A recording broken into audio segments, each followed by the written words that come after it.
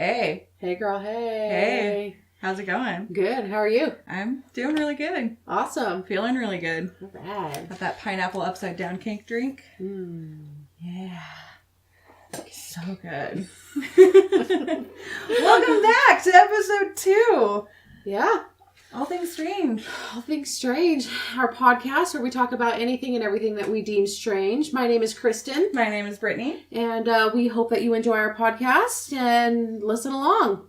This episode we're going to be talking about just weird alien abduction stories. Mm-hmm. I know that I myself did a lot of research just on this one, and it's a little bit crazy. Yeah? Yeah. Do you want to go first? I went first last week, so...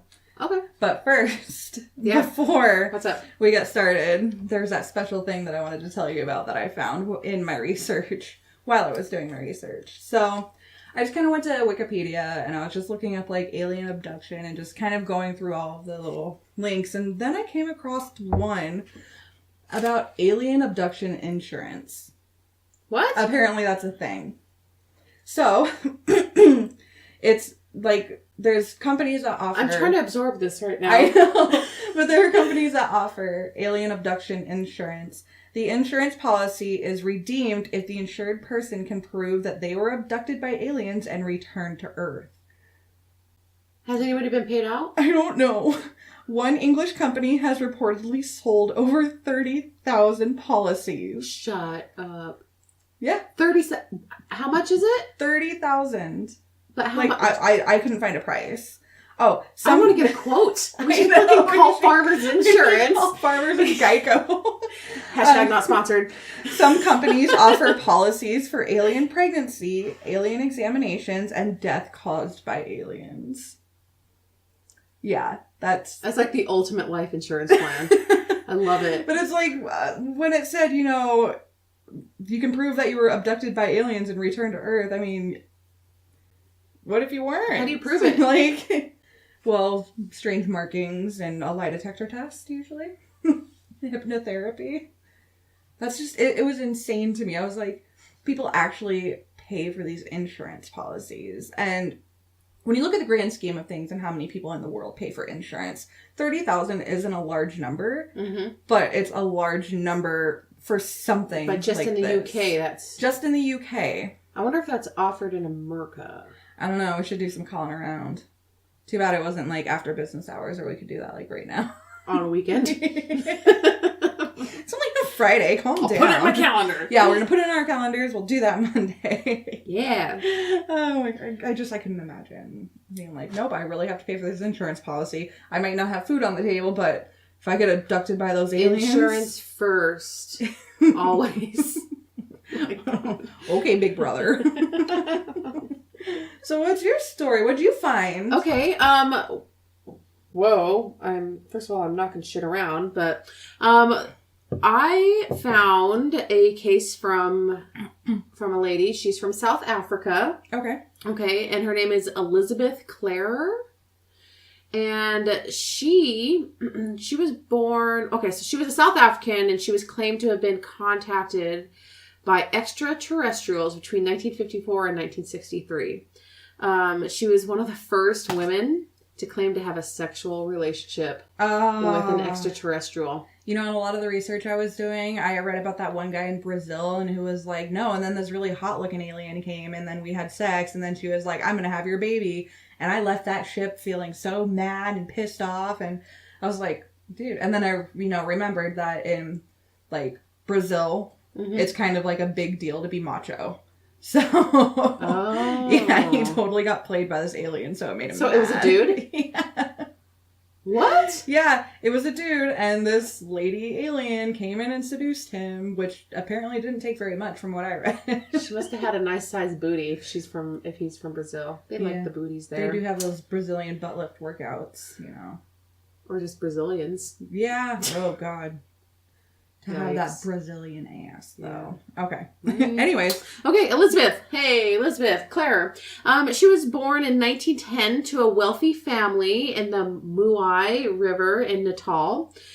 She grew up fascinated by the Zulu folklore and told to her by her family's native African workers, and she was especially intrigued by the stories of sky gods going up into the sky and vowing to someday return.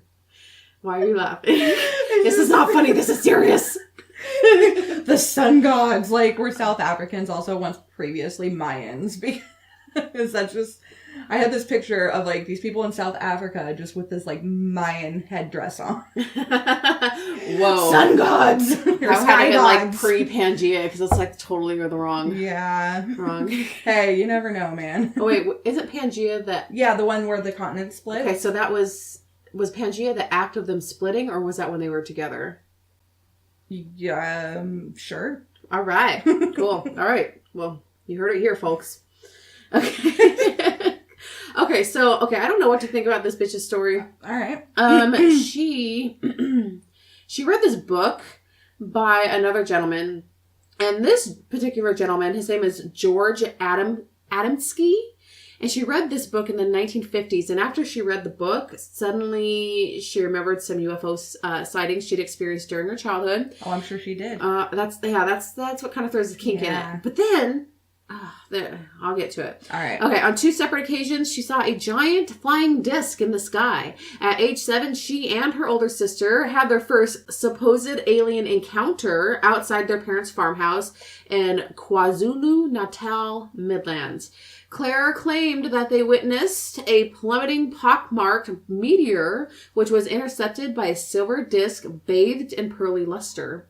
After the second sighting, a ball of light floated into her house. So this is all just when she was a kid. Into her house? Into her house. So, like, were they outside watching this meteor being intercepted? Well, I think that the ball floating into her house was a totally separate occasion. Okay. Yes, because she said after the second sighting, and then she saw the ball float into her house. So. It's ghosts. It's not aliens. Yeah, it's she's just at that point. What is it? She's like attractive to them, to anything fucking weird. Okay. Okay, so here's the thing about this lady. She's very, very accomplished. She went to St. Anne's Diocesan College, and I don't even know the fucking name. It's like Pietermaritzburg. And then it's there. Mm-hmm. Yeah. I like to summer there. I'm sure you do. You go hang out with D. Antwoord when you're there. Oh, I do. They're my favorite. Did you reenact Chappie? Oh, God. That's terrible. No. Okay, so anyway, so she went to a college. She moved to Florence, Italy to study art and music. And then she completed a 4-year diploma in meteorology at Cambridge University in England. Of course. And then she learned to fly light aircraft.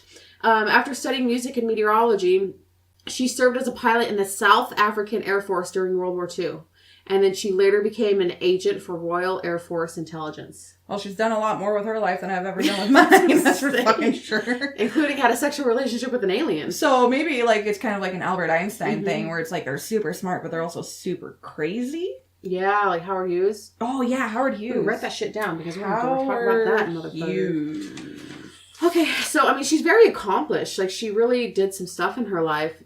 So basically, she read this guy George Adamski's. It's like Adamski. That's how you say his last name, Adamski. He wrote a book called Flying Saucers Have Landed in 1953, and she recalled that she'd been receiving occasional telepathic messages from a friendly space alien named Akon, which cracks me up because that's like... Akon is like one of my favorite. No, shut up. Sing it. No, you cannot get me to sing it. So she started talking to Akon from the future, apparently. Akon and Young Jeezy, too. Mm-hmm. Oh, cool. Okay, so here's the deal about Akon. So in George Adamski's his Flying Saucers book, he had talked about a particular alien he talked to, but Akon, which is our girls, it's her alien, they are unrelated. So his space friend's name was Orthon. So Akon and his co-pilot, what's that? I was just gonna say Akon, Orthon. I mean, they could be brothers. You know how parents like to make names rhyme. Apparently Orthon is from Venus or something. I haven't read his book. Probably never will. I'm just saying. So, but Akon and his co-pilot, they were both astrophysicists, and they eventually let Claire board their spaceship. They told her that they came from Meton. And the interesting thing about Meton is Claire said that it was in a planet in the galaxy of Alpha Centauri. And that's actually a fairly new development, that it was just discovered that an exoplanet orbiting the Alpha Centauri system is just 4.22 light years away, which looks like it could have a good possibility of hosting life. Really? Yeah, so then there's that wrench that she totally threw in. When was this universe, like, not universe, when was that Centauri discovered? Yeah. Or the host planet that could possibly have life? Yeah. Either one. Really recent. I want to say within the last 20 years. Okay. If not even sooner. That is a huge game changer. Like, if that's something that wasn't, like, discovered, like, in the 50s or anything like that, then how would she know? So the things she was talking about was really advanced. Yeah. So, and I'm sure it just sounded fucking nuts. Oh my God, we're all gonna die. We might. We might. Mm-hmm. So anyway, so she became friends with the aliens, and they continued making visits to her.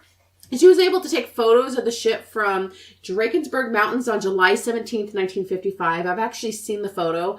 I cannot tell if it's been a fake or not, but it's a pretty damn clear photo of this UFO. She said that there was actually similar arrangements made by Adamski with Orthon in 1952. Oh. Yeah, so it's kind of like she's basing her experiences off of this author, but then she's also talking about things that the author didn't necessarily talk about either. Huh. So Claire, our girl, she managed to call down Akon and his scout ship on April 7th, 1956. Like, she is like super dead on with her dates. And he actually landed, and she was carried up to the mothership in Earth orbit. And now this is where the story becomes a little different than our standard. Okay, so she was eventually transported in 1957 to Akon's home planet, Meton. I don't know if it's Meton or Meton, M-E-T-O-N. I think it would be Meton. Meton. Yeah, that sounds good in alien language. Because you speak it so well. Yeah, that's right, I do. I'm fluent. So she went up to this Meton planet, and her and Akon decided that they really dug each other, and they decided to start doing it like little bunnies. And she delivered a baby. Oh my goodness. It was a boy, and his name was Eiling, A-Y-L-I-N-G.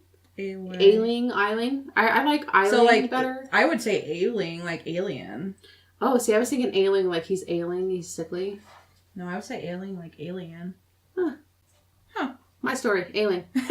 Eiling. No, I like Eiling, not ailing. Okay, but what she did was she left Eiling, her son, in Meton to be educated while Claire came home. The reason why, okay, so this is a little bit about Meton, which I thought was really interesting.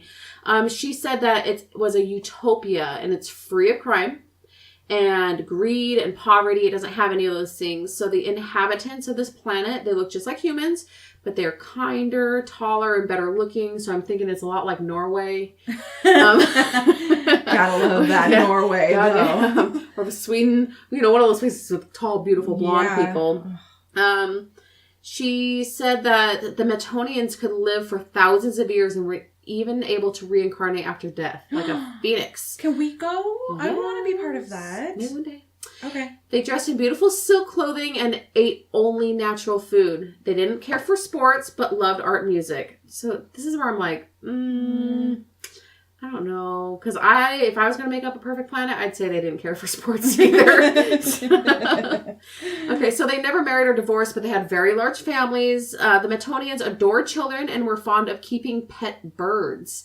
There was no need for schools or books because communication and learning were all done through telepathy. Technology and spiritually, the Metonians were thousands of years ahead of Earthlings. Oh. Mm-hmm. So this is what she told people this is what she experienced in the 50s. She actually didn't write her book until like 1980 or so. So, okay, so how long do you think that would take? Got to get down with your lover, have a baby, go to a different planet, live there for a while.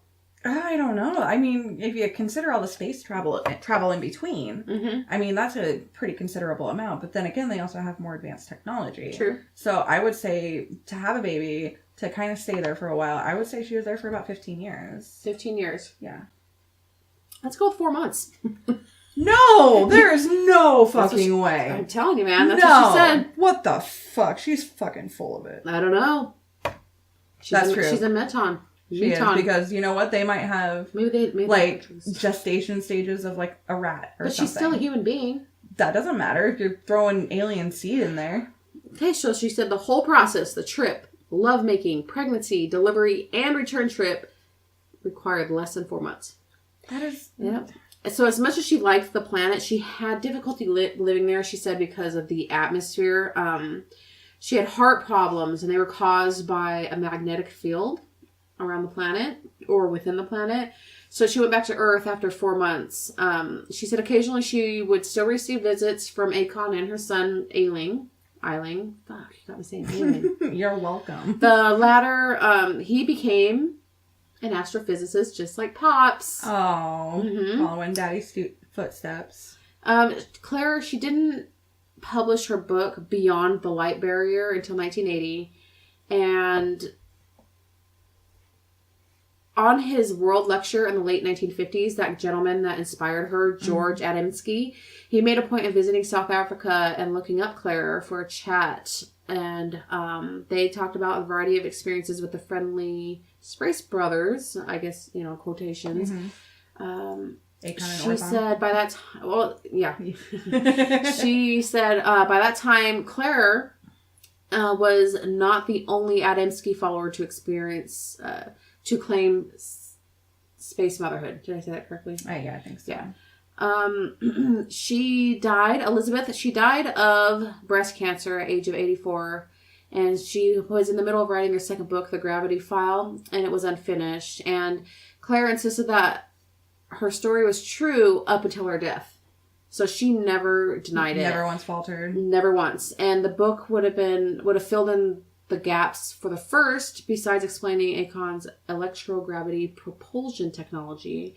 And one thing I didn't put in my notes is that Claire, not only was she accomplished early in life with all of her education, she also had quite a few accolades from mostly UFOlogists groups. Huh. Yeah, quite a few standing ovations, and she was a case study, and people were just all about her. That's crazy. Yes, that was yeah. Wow. I thought that was really interesting, but she was the first one to openly claim that she had sexual relationship with an alien. Well, if she's... That's what caught my attention. And the thing is, too, is that I'm kind of having a hard time with is, this other planet that, hasn't been discovered up until recently. And, her book wasn't published until the 80s, and I don't think it was still discovered then. But I don't think it was. Yeah. I don't have internet access right now, but maybe I do. Well, either way, we're just going to say that. Because... Yeah. It was really recent from what I can tell. There's no way. I don't know. 4 months? I know, but that's just so weird because she's really inspired after this guy writes a book, but then she's talking about advanced things that they didn't know about in the 50s. Yeah. So I don't know how to feel about her. I don't know how to feel. Half of me wants to say she's a complete nutso. Yeah, I feel I don't know. Do you think it could happen? I think it could happen, yeah. The universe is big enough, anything's possible. Yeah, I feel it's really, really not selfish, self-centered. Yeah. Of people to think that we're the only beings in the whole entire fucking universe. That's insane. Right? I hate when people think that because it's and you know what? It's the people who are also overly religious. They'll believe in, their higher beings, and yet when it comes to aliens, they're like, nope. Oh, no way. There's absolutely no way, blah, blah, blah. And I'm like, okay, but yeah, and a lot of, religious people are starting to understand not everybody's going to believe what you want to believe, or becoming a little more open in the world. Yeah, exactly. And like they're starting to open up to, you know, people's beliefs a little bit more and being like, they're not going to like obviously believe what everybody else believes. They're still going to have theirs, but they're also not going to be like, oh, well, you're completely batshit insane. You know? So I don't know. It's just so weird. I find it strange as a mother that she would leave her child. Mm-hmm. Yeah. In another planet. I mean, it's not like she lived at her friend's house for a while, you know? Yeah. I don't know. It's just fucking weird. Well, and if they had that kind of advanced technology, don't you think that they would have come up with something for her heart? That's what I was thinking. I was just going to say that. It's like, if she was having heart problems and these aliens are so, you know, humanoid, they're so like humans, it should be pretty easy with their technology for them to figure out like some sort of a quote-unquote pacemaker to help keep her heart going. Just fucking hit her in the chest real quick, get that shit beaten. She'll be alright. Yeah, it's fine. Just take like, just go back, get some meth, and just inject it right in her heart. It's fine. She'll live. They're gonna Walter White the fuck out of her. Oh my god. You know the meth heads on that planet are making that clear blue. I don't know, it's a utopia. I know. Utopia. What utopia doesn't have drugs? I don't know. That's a great question. Yeah. That's even funny. If they have like their own version of like weed or peyote or oh, they got something. Oh yeah, they've gotta have something. I want in on it. It's gonna be all it's gonna be like what is it? MK Ultra? MK Ultra. But better. No. So much better. Oh my god.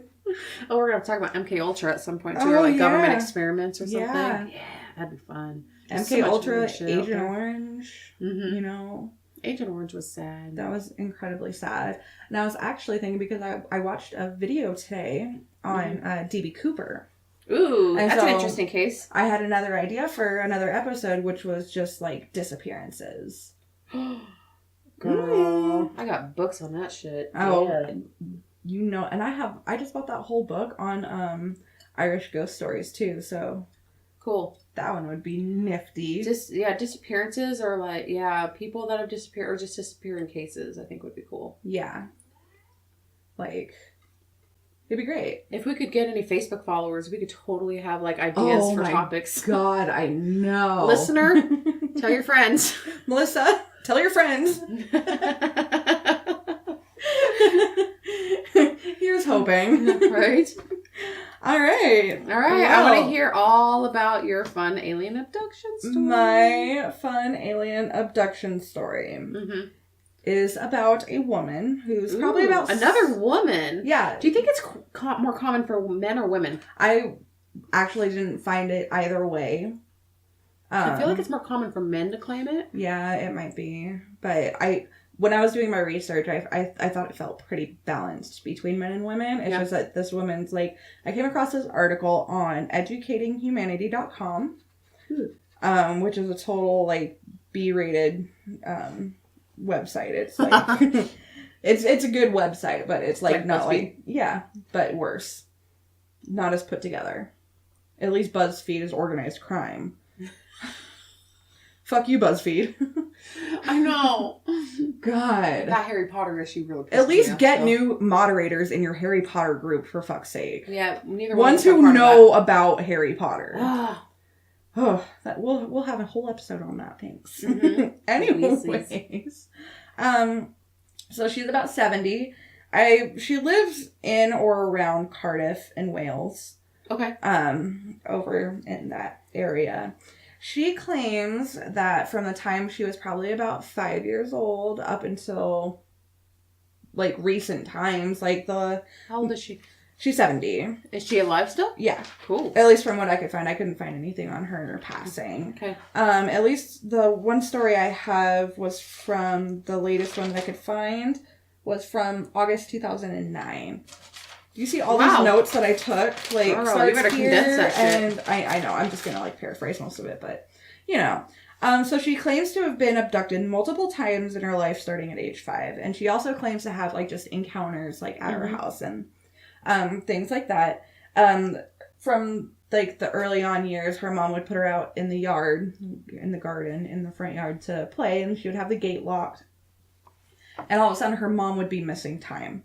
Her mom would be missing time? Her mom time? would be missing time, yeah. And she would, like, just kind of realize maybe that something wasn't right, run out to the front yard, gate still locked, and Hillary is nowhere to be found. Her name is Hillary Porter. Did I say that? Nope. Her name is Hillary Porter, everybody.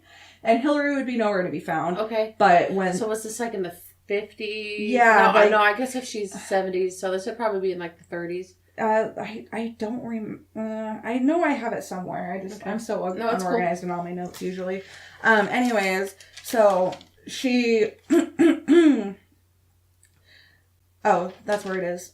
She would be playing in the yard. Mom would lose time and then would go out to the yard and wouldn't be able to find her. They would start a search and she would be like maybe like a quarter mile, half mile away from the house. Weird. Yeah. Just hanging out. Yeah. I mean, that's what he said. So I found this video. I found that article on educatinghumanity.com, and it was pretty much this video kind of summed up, but this video was a little bit more in depth. And it's from the Swansea UFO Network. Okay. They are a UFO network in Swansea. I came across Swansea. Oh, did you? I did. Yeah. Okay. So this is their video called the Hillary Porter Files. Okay. And they sent somebody out to Cardiff to interview her, and she went over 2 of her stories of being abducted. One of them was early September 1970. She was traveling with her boyfriend at the time from Ireland back down into Wales. Okay. And it was the middle of the night. It was about 1:15 in the morning, and she really stresses that, you know, they were in this really old Mini, and it had, like, no shocks, no springs. So it was really. So you're telling me her boyfriend was in the IRA? Yes. Okay, they're probably transporting explosives. Anyway, sorry. So it's the middle of the night. It's a really bumpy ride, and there's no springs or anything. So she's like, obviously there was no sleeping, and fuck that. You know, things like that. So that she could easily. Terrible. I know. Ride a horse for fuck's sake. That's terrible. So she could easily differentiate whether or not she lost time, and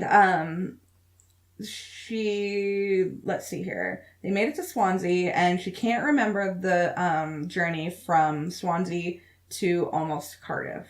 And the next time they remember, they were in Cardiff, and she felt like incredibly ill. And that's one thing that she always kind of like came up. Mm-hmm. You know, she was like, every time that I've been abducted or had an encounter, I've always felt incredibly ill with a migraine, just nauseous, and she just did not feel good afterwards. And her boyfriend looked at the car dashboard. You know, everybody knows what that is. And their car had more gas in it than it should have at that point. They should have used a lot more gas than what was showing. So like instead of like a quarter tank, it was like 3/4. 3/4 of a tank. Yeah, okay. Exactly. They just kind of continued on. They had to cross this big bridge, which they had to pay for in stamps, she said, which I guess that's the way you did things back then. I don't know. This is in 1970s. In stamps? Yeah, I don't know what that means. Maybe I got that wrong. I didn't. No, I bet you it's like some sort of like government issued. Yeah, probably. Type of thing. So like a toll. Obviously it's some sort of toll, and you had to, instead of just paying them money, you had to like buy stamps. You know, just make things easier. Yeah, that's true. Instead of just giving people fucking money. I just don't know how any of that works because I was born in the 80s. The late 80s. The almost not 80s into the 90s. When food stamps were stamps.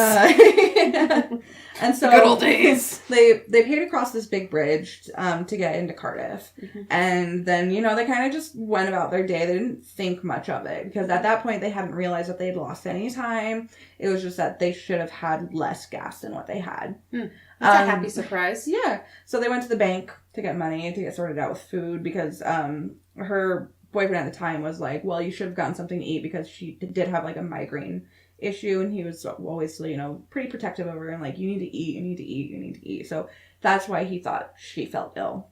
So they went to the bank, they got some food, and then they went home. She found, when they got home, she found a triangular mark on her side, almost as if a suction cup brought like blood to the surface of the skin. Okay. Like how when you give yourself a hickey with a vacuum? Yeah. Gotcha. But yeah, triangles. Exactly. Yeah. So it's more fun. Triangles. But it was bright red. It wasn't like purpley or anything like that. And he was just like, well, I kind of told you it was like a bumpy ride, and she could hit it on the door she handle. could hit it, and she was like, I would have remembered if something like that happened. And she said it was just like a perfect triangle. It wasn't. Do you ever hit yourself though and like come up with random bruises? No, I come up with random bruises when I don't hit anything that I know of. See, I'm so goddamn clumsy. I come up with random. How's your foot, by the way? It's sore. Yeah, it looks a lot better though. Thanks. It looks pretty. It doesn't feel pretty. Well, the bruising between your toes is going away. That's a nice thing. So anyway, thanks for asking. Yeah. 7 years later, after this whole night, she started having flashbacks. She's of the abduction. She went kind of like almost like into this one vision. Okay. And it was a beach scene, and I lost my spot. Sorry. No, that's okay. Because actually, I'm going to kind of write down questions. I kind of already wrote down all over that thing. I'm okay with that. It's cool. I was like, I'll find a spot. Yeah, you will. So she has this flashback. It's like a beach scenery in the afternoon. People are walking around, but the aliens are on the beach walking around these people. These people don't notice that the aliens are there. Oh, okay. So it's a beach on Earth. Yeah. Yeah, it's all on Earth. And she said that she knows that the spacecraft is there, but they won't let her see it. Because everything's all like telepathic right now at this point. And then she went onto the beach and she met up with this 6-foot alien with green overalls and a box strapped to his chest. A box? A box. Like a bomb? Like, no. Apparently it was like some sort of like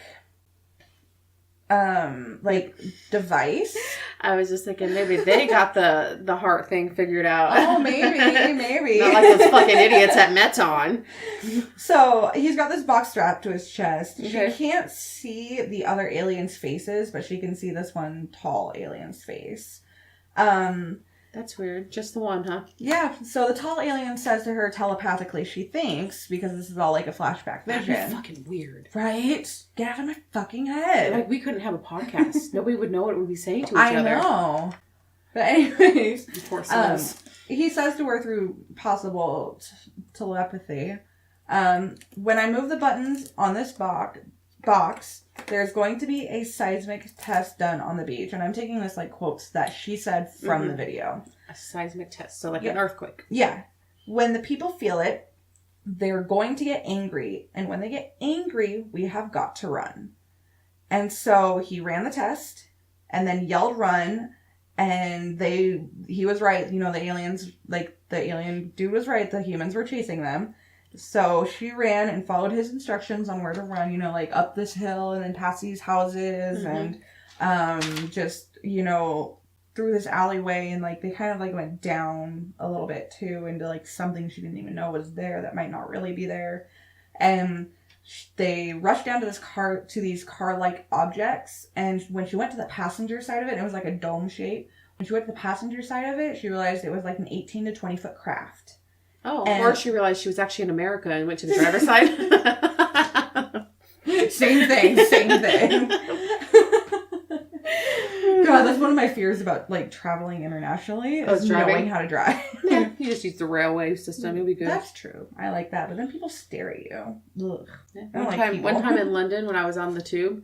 Sorry, I don't mean to like get you off. No, you're fine. On the tube topic, but some dude fucking puked all over the place. Of course he did. It was disgusting. Was there a football match on that day? I don't know. They drink a lot. Well, they did. I drank a lot. Yeah, I'm sure you did. I did. I was 18. Turned 18. I could drink all I wanted there.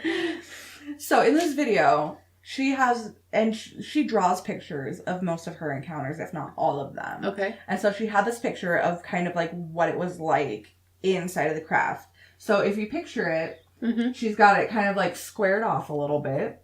In the middle, she's got like a long-ish table with 8 high back chairs around it, like 4 here, 4 here. And then over here, she's got like an alien sitting at a console that apparently had a map on it. Okay, so like he's commanding. No, because then there was one up here, and this guy was like... Or he's navigating while another guy... Yeah, one was navigating, and this guy, I think, was driving. And so she went over to kind of like look at the console of the navigator, And she noticed this bright light just kind of like flying across this map that was all gridded out. It was all gridded. And this was in the 70s? Yeah. Okay. And this was in the 70s. And so she noticed this bright light just shooing across this map. And she could kind of hear them talking back and forth to each other in their native language. And then she realized that bright light was their ship, the one that she was on. She doesn't remember anything after that. Could she understand their language, do you know? I don't know. She didn't really specify. I don't think so. Okay. So yeah, she doesn't remember anything after that. She did contact a researcher who told her the spot that she was at between Swansea and Cardiff was an abduction hotspot. And she has also passed various tests about her abductions and has passed them all with flying colors. Like human tests? Yeah, like lie detector test, hypnotherapy, you know, the standards really is what they are. Weird. And that's just like one of her encounters. And she's got like, you know, I read one of them was, she was just standing in her house and then there was just one in her house. And what? Yeah. And they don't fucking knock? That's rude. Right? I know. And then this one was kind of like weird because she was like, she had a friend Janet that she kind of grew up with, and Janet's daughter was having a problem with abductions. And so she wanted Hillary to go and talk to her. Well, Hillary was kind of like reluctant at first because she had a severely autistic daughter and she just wasn't sure about the travel and things like that. And so when Janet said that she had a bungalow that she could set them all up in, her and her now boyfriend Ken and her daughter, then she was just like, okay, yeah, that's fine. And then she just, you know, she gets to Janet's, or no, she's going through Cardiff. Okay. And she's going under this bridge and she hears this really loud, deafening acoustic noise is how she described it. Okay. And it was just like something that just made her heart pound. I was wondering if it was like a frequency to trigger some sort of like memory or just something. That's just kind of what I thought, you know, listening to her talk about it. And she just kind of just kept going. It made her, you know, heart race a little bit, but she just kept going and finally made it to Janet's out in about 3 hours, which is about what it takes her.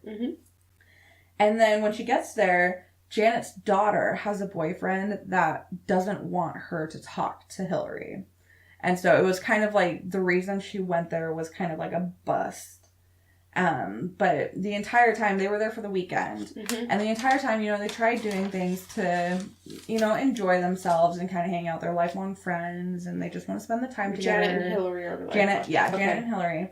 And so they just kind of, and the thing is the entire weekend, at night, I keep saying his name is Kevin. His name is Ken. Okay. His name is Ken. I did that. It probably sounds like Kevin and when they speak in their accent. So no, I have no idea what it was because every time she said it, I was like, no, it's Ken. And I like literally crossed it out so many times. You just kept writing Kevin? I just kept writing Kevin. I think you've been watching Despicable Me too many times. Probably. Yeah. I love that movie. Anyways, so Ken, you know, just noticed that she was really restless at night. Not sleeping very well, but she was asleep, but she was just moving around a lot. And she had kind of like an uneasy feeling the entire time. That Sunday, they went on, like, a nice exploratory drive just to enjoy the day before Sunday tea time or whatever. And they ended up on this beach. And then they went back towards Swansea. And then they stopped so Ken could take some pictures. And they made their way back to Janet's house. And, you know, Janet was with them the entire time. And then she was restless again that night to sleep. And they were going home the next day. And she was the driver, so she had to get, you know, rest. But she was restless again that night, and Ken said it was a lot more than it had been the previous nights. And so she woke up the next morning, she went to the bathroom and noticed her eye was swollen and bruised, and she couldn't see out of it. Like, it was really bad. And Ken hadn't seen it at that point, so he went to show him, or she went to show him, and he was like, what happened? Oh my God. And, you know, she believes that she was fighting back against being abducted again. And she hasn't had any flashbacks about abduction at that time. So she thinks that she may have been restless just as kind of like a fighting back type thing. Mm-hmm. And since Sunday was the last night, then that was just kind of like, you have to come with us. And she was like, oh, hell no. Yeah. And fought back and ended up getting a black eye. So when she was disappeared, is it only for like a few hours at a time? Yeah. So it's not like days or months or... No, I never saw... Oh, there was a few other things. Wait. Maybe. All I read was just hours. I never read anything about days. But there's just a few more little pieces here. I want to know. She's interesting. So she met Ken around 1994. Mm-hmm. And because she started reaching out about the abductions and trying to find more people and in the area and things like that have been having problems. And so she met Ken, and that's when they started their group called BEAMS, which stands for British Earth and Aerial Mysteries Society. Mysteries Society. I love it. Yeah, BEAMS. Right? And she's That's part cute. of another group that I didn't write down, but it was like a lot of letters that started with an A. I think it was AMMOCH. Probably like Assholes Anonymous. Probably. That's where I'm going with. Let's see here. So they still operate the BEAMS group. She did have a missing pregnancy. Ooh. And it might have happened more than once, but the aliens would impregnate her and then take the fetus later on. Yeah. So they would impregnate her, send her back down to Earth. She would be pregnant. Mm-hmm. And then all of a sudden she would wake up and the baby was gone. And the doctors weren't, giving her any sort of clear answers. They didn't even want to broach the subject because maybe they thought she was a little bit crazy. And I'm imagining. But her body, the medical, they said she was pregnant. I honestly don't know because of the time. Gotcha. That the time that all this would have happened, that she necessarily sought prenatal care, because back then it probably wasn't as important. Yeah. I mean, you could get by without. You could. I've watched a lot of Call the Midwife, so I know what I'm talking about. But this would probably be in the 80s. Well, same thing. I mean, they're almost in the 80s in Call the Midwife. I think that's true. They're halfway there. Yeah. I think that the season I'm in, though, they might be in the 70s. Oh, really? Yeah. I'm really 60s. Behind. You are. I'm still late 50s, early 60s. Oh my god, this last week's episode, I bawled like a baby. It was awful. And it had nothing to do with the baby. That's why I stopped watching it so much, because I just cried every fucking episode. It was ridiculous. Okay, but then you want to watch This Is Us? No, I never said that. I was just wondering what the hell it was. It was really good. It is really good. You should watch it. Okay, about triplets? Okay, anyway, we'll talk about that later. So the last little tidbit I have here is the most interesting to me, but it's also not the most recent, but it happened in 2003. So in 2003, I'm sorry, you are so not boring. I apologize. I've just been up since 3. No, you're fine. I know it's been forever. It has been a long day.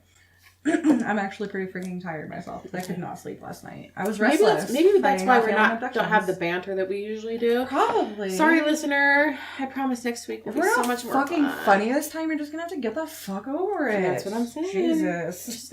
Hang in there. Hang in there, you. We might try to get some witty banter out at the end. Depends on how drunk we get before then. Okay, so in 2003, I'm just gonna read it how I wrote it here. Okay, cool. 2003. That's not that long ago. No, it is not that long ago. Or at least in this century. Yeah, exactly. She had phone problems at her home. It just wasn't working. So she contacted that does not say contact. I spelled contacted. Contated. Contacted. Phonetically. Contacted it. She got contacted. Oh no, I dropped my contacts. Okay, so she contacted the phone company, and within minutes, in the amount of time it took her to hang up her phone and go walk into the front yard because she was doing some gardening, a guy showed up saying that he was the worker for the phone company, which, I mean, pretty legit. It's it could be pretty legit because he could have just been like right there in the area and or gotten there was a like call. or there was like a whole area outage. Yeah, exactly. So that kind of part seems really plausible, but for him to be like right there at our house within just this few seconds it took her to hang up and walk outside, that's a little... Because let's be honest, usually the hours are between 8 and 10 years from now. Yeah. And you got to stay home from work. Exactly. Every day between those 8 and 10 years. If you need to go to the grocery store, I don't know what to fucking tell you. Yeah, that's it. You're back. Sorry. Yep, sorry. So he shows up, and he's like, yeah, I'm your phone company guy, and blah, blah, blah. And she doesn't really think too much of it. Okay. Has him come inside and whatnot. And he comes in, he kind of like looks around at her house, like some people do when you go into somebody's house. You look around. Noticed a picture that she had of a UFO on one of her walls. Mm-hmm. And he commented on it, saying that's a really nice photo. That's a nice photo? On how nice it was. That's fucking weird. So she asked him if he was interested in UFOs, and he said, yeah, very much so. Like, do you got one to buy? Yeah, no shit, right? Are you selling?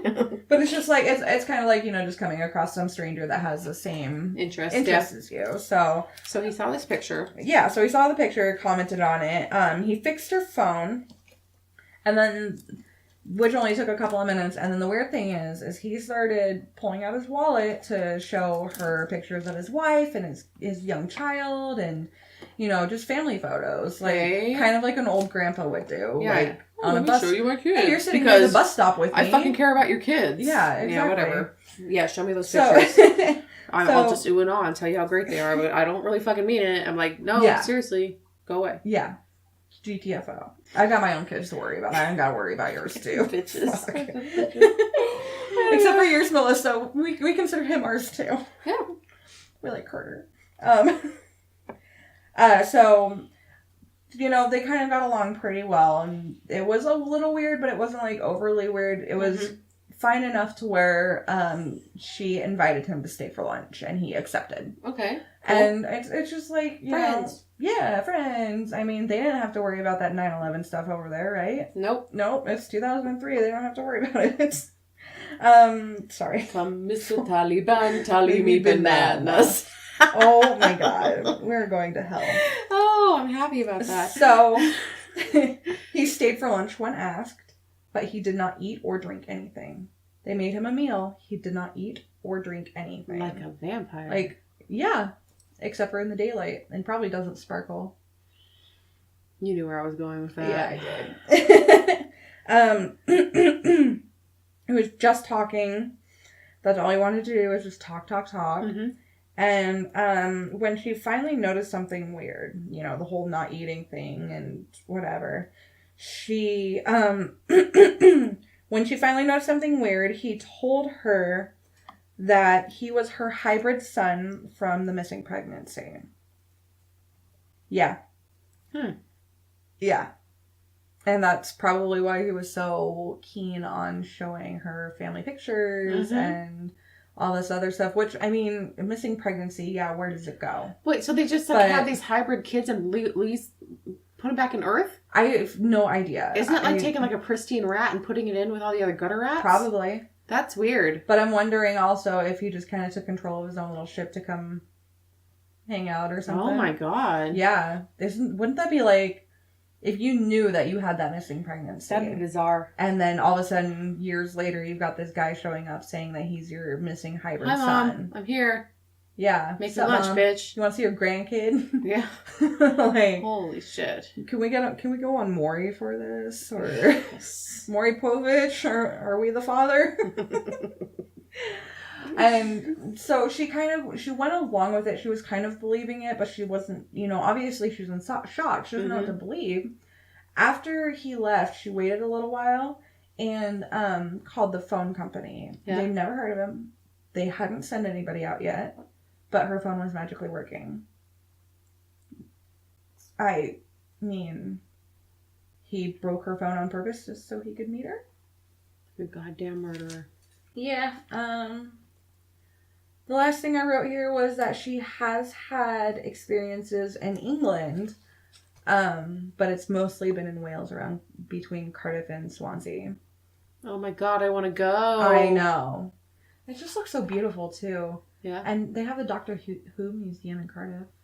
So that would be really nice. That's Cardiff's claim to fame. Yeah, it is. They talk about Cardiff all the time in Doctor Who because I've watched it a million times and I still cry every time. And so yeah, that's just a very, very small tidbit on Her name is Hillary Porter. Hillary Porter. Hillary with one L. I like that better. Yeah, it's easier to write because then you're not like, oh fuck, I forgot that fucking L again. Okay, so that kind of poses. I have a few questions. Okay. Philosophical, of course. Of course. Aliens. That's what we're talking about. Yeah. Okay, so do you think? I don't know. First of all, do you believe in abductions? Yes. Okay. So do you think that aliens just are unable to, like, they don't understand the concept of your subconscious and how humans can actually remember and retain things? It's like deeper than they understand? Or do you think that they leave those kinds of thoughts there on purpose? I think it might be a little bit of both. Mm-hmm. I think they might have the technology to go a little bit deeper into the subconscious to get rid of those visions and memories. But I think as almost like an experiment, they don't just... And it probably could be something that they may have tried in the past, but then it just ends up being too dangerous or too risky. Because I found, like, in a lot of, like, the abduction stories that I read over this past week, I found a lot of the experiences weren't malicious. Mm-hmm. They were more, they wanted to be educated and they wanted to be able to put the person back as is, maybe with a couple extra marks. There was one incident that I read. They're like using us as like baby incubators. I know. I mean, there's some really weird shit, you know? I know. But there was one abduction story that I read. It was very short. She was only abducted the one time. But the alien had told her, basically predicted everything that had happened in her life. Mm-hmm. Like before it happened. They told her that she would never be able to have children, but that they had tried to fix that for her so that she would be able to reproduce. Yeah, but and she died childless. So it was really interesting to me. You watch all these movies that are just like aliens are, just these horrible, horrible beings, and all they want to do is hurt or kill or maim or, just things like that. But then just some of these stories I read, they're just more in it for the research and in it for the curiosity. I don't know. Maybe they put false memories there. They might. And I guess part of me thinks is... so do you think the government has, like, world governments, big governments, have access to people's subconscious when they... Do you think that some alien abductions are actually government experience? Yes. I've watched enough X-Files to believe that's true. Fox Mulder, you know what I'm talking about, man. David Duchovny, you want to come on our show? No, I do believe that a lot of, not maybe like a lot, but a lot of the abductions are actually the FBI covering up. Mm-hmm. So that's what you think like the Men in Black are? No, I think the Men in Black are totally different, and we can get on that. We can get that another time. Because I have there's just so many questions. Okay, cool. Okay, so Hillary she would black out, and then she'd have these migraines. So, what if those memories were from, like, maybe she was having like psychotic episodes, or? That's what I thought too. I thought maybe the migraines were releasing too much like oxytocin, or whatever it is that they do. I haven't had a migraine in a long time. I'm not good at science. But I figured, I'm a doctor. I watch a lot of Grey's Anatomy. Jesus Christ. Oh, shit. Freddie just hit her head. Good times. Henry Meredith Grey. No, I think that her migraines may have released, some sort of like chemical in her brain to cause hallucinations, or she might, have gone into a psychotic, like, not like an obvious, like, she's gonna run around and kill people. I do, though. You do? I do believe her, because interesting. The fact is, it had been happening to her, and she's very, like, clear in her stories that she's been telling. And the fact that, all of these researchers, because there was more than one, are coming out to say that that area between Swansea and Cardiff was pretty active as far as alien abductions go. It's I know it's easy to be fooled by more than one person, but it makes it a little bit harder to not be. Yeah, I don't know how I feel about her particular. I tend to have a hard time with people that say that they have been the same subject taken over a lifetime. I guess in some ways it makes sense. Like you'd want to see like an experiment grow. Yeah. But at the same time, I feel like it's almost like a cry for attention. Yeah. I have a little bit of hard time with that. Maybe I just don't want to wrap my brain around it. Another thing that I noticed is a lot of people claiming abductions are artists. Yeah. Which I find to be really strange. Like, you didn't specifically say she was an artist, but she would draw out all of her abductions or her memories. Of drawing out all of that, I've got this picture. Maybe if it wants to stay on. I mean, it could be just this fantasy world she created, and that's where she lived occasionally, you know? It might be, but this is a picture of her and Ken, and some of her artwork. Oh, they don't look weird at all. No. I mean, she seems nice enough. I don't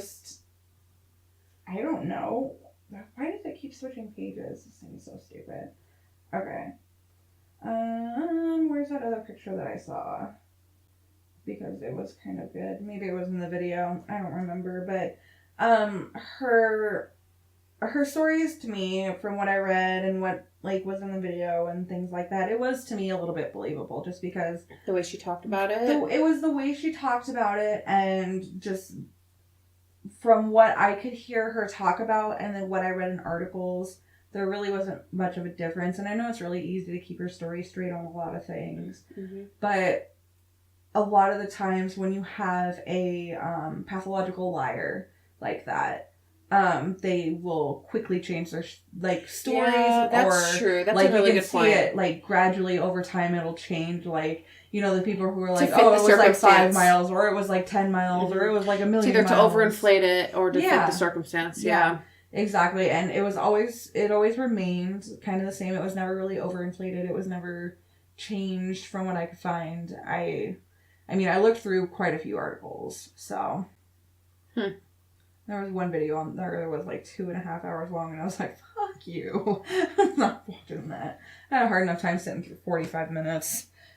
You're like, I don't need to know that much. I was trying to watch Condense Friends. it. I need footnotes. I know, that's what I wanted. It was footnotes. But, footnotes.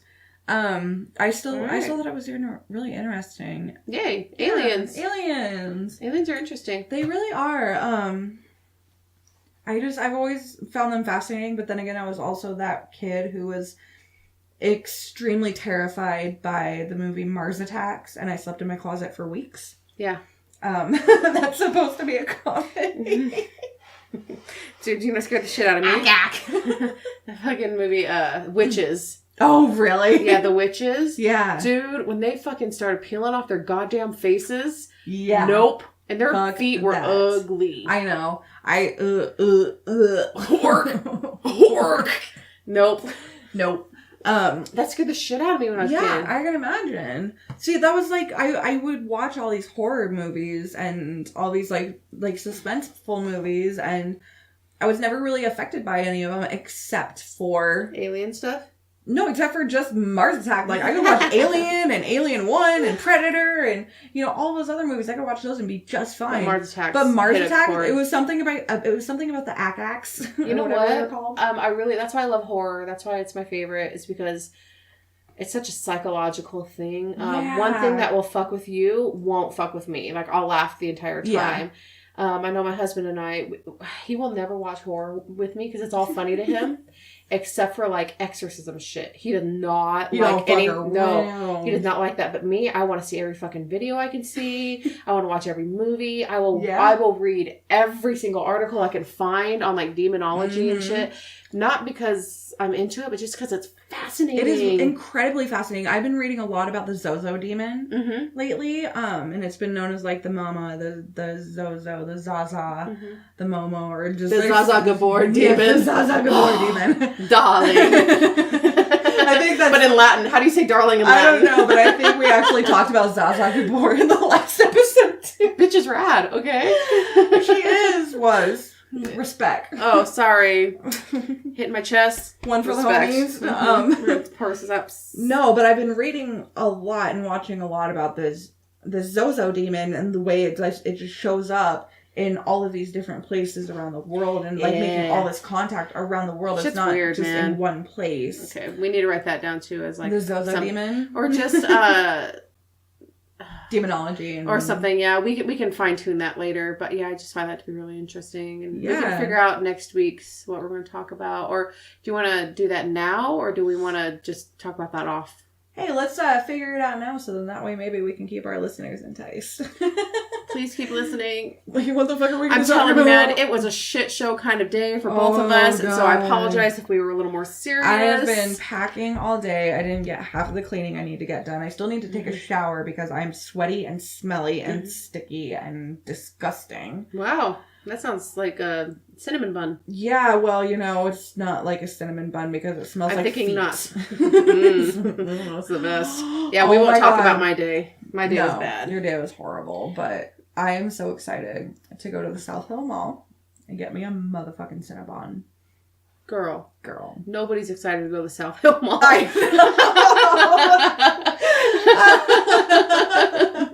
No, you have no idea how many hours I logged into that fucking mall growing up. I loved that mall. That's funny. That was the place to be. Kidding. That wasn't and a then bad I mall. go there now and it's all sad and decrepit and there's like heroin addicts sitting on the steps outside of JCPenney's. Aw, the good old days. Yeah, it's basically turned into the new little Tacoma.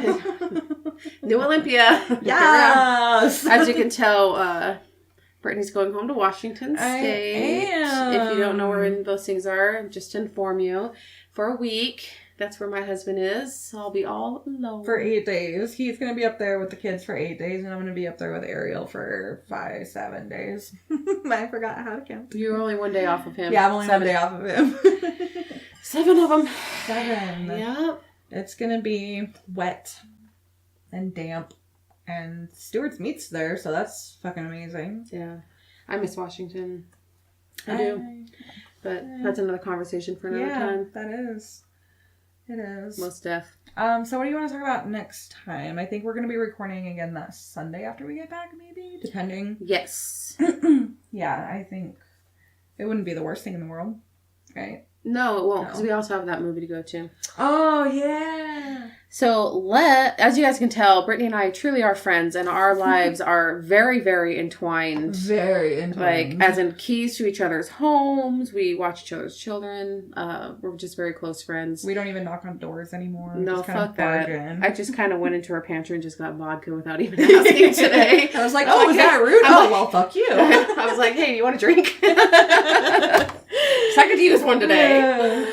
Like, no, you only get the pineapple juice because that's all you fucking paid for, bitch. So what do we think?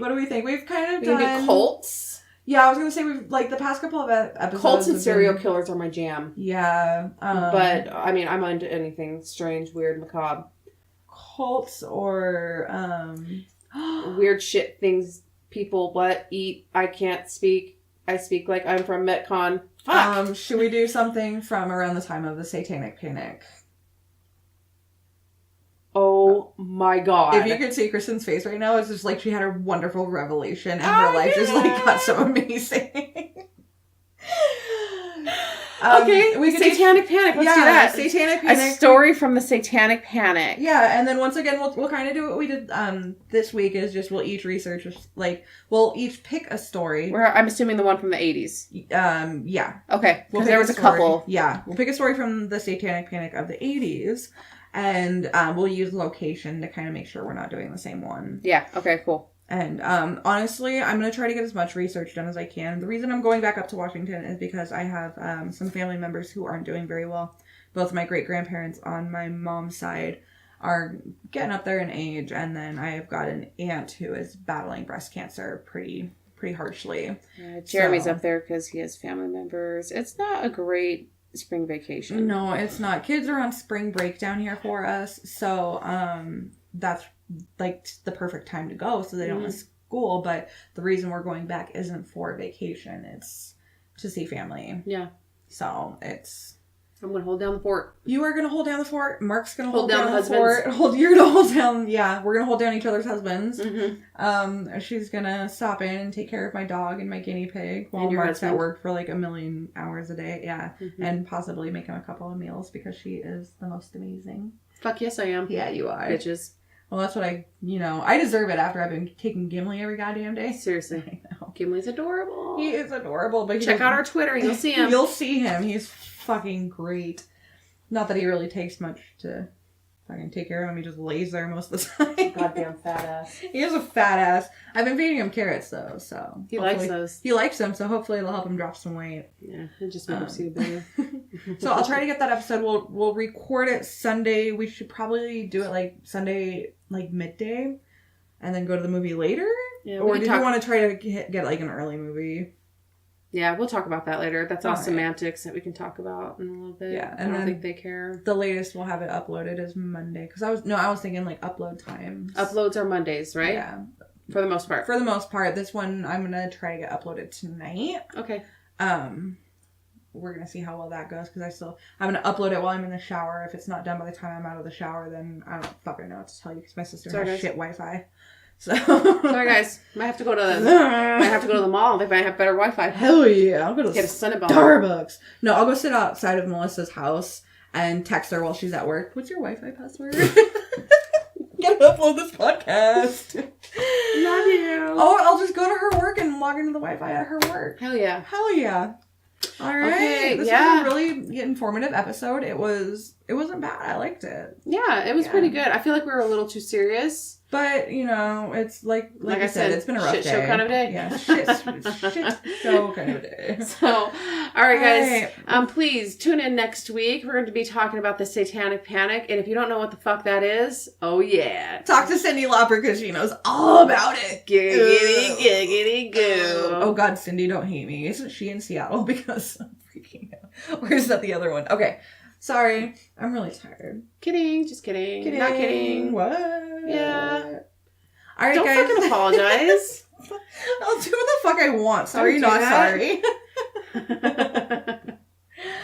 All right, guys. We'll talk at you next week, I guess. We will. Have a great week and enjoy yourselves. Comment, subscribe. Tell your friends. We're on YouTube. Yes, we're on YouTube. So if you don't have a podcasting app or if you're just sitting at work, you can go onto YouTube and listen that way. We're on iTunes, YouTube, SoundCloud. We have a Facebook, a Twitter, and an Instagram. We also have the RSS feed from SoundCloud. So I have a podcasting app on my phone, the Podcast Addict. And after I got that RSS up to iTunes and they approved us finally, which took days. I was able to search and find our podcast on that app, so you may be able to find it on others as well. Cool. If not, let me know. Let me know so I can add it to other places. Do we have a email? Yes, allthingsstrangepodcast@gmail.com. And it's all things strange. Mm-hmm. Things are plural. Things. Lots of things. Yes. All of the things. All right, guys. We'll talk at you next week. All right. See ya. Bye. Bye.